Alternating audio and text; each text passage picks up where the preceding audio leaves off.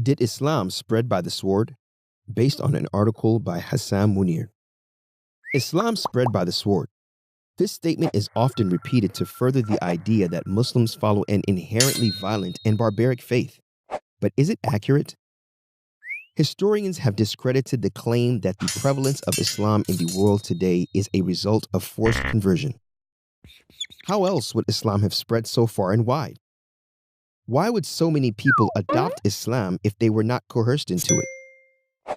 5 prominent factors can explain how non-Muslims were exposed to the spread of Islam, and 3 factors explain why many non-Muslims came to embrace Islam worldwide.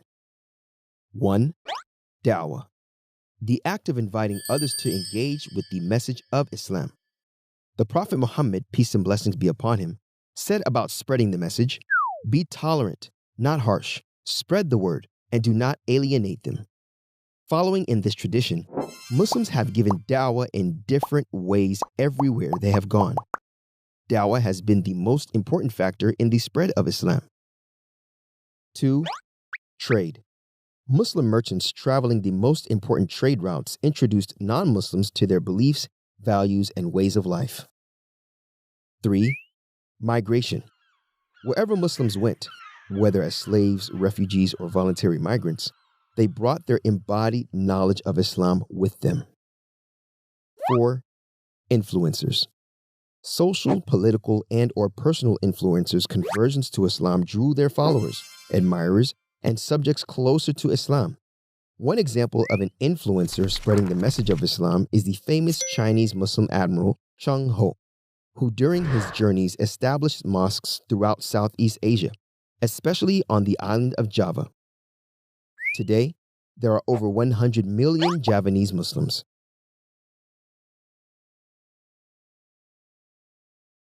Intermarriage established many Muslim communities.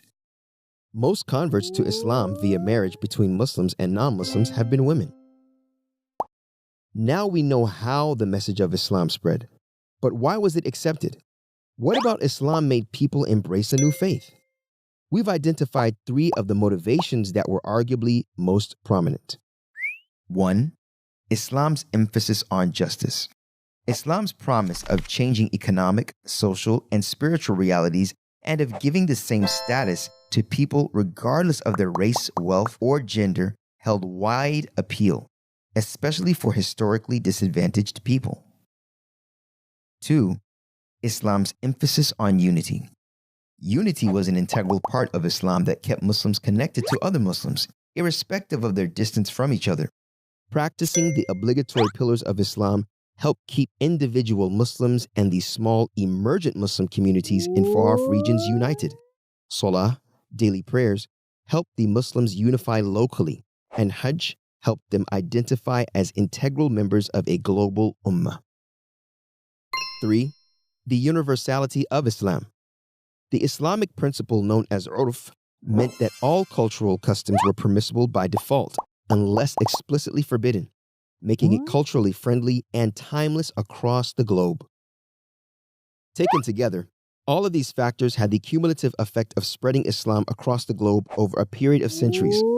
Rather than the quick, brutal conquest and forced conversion narrative that is common, the process was much more gradual and organic. We need to stop glossing over history by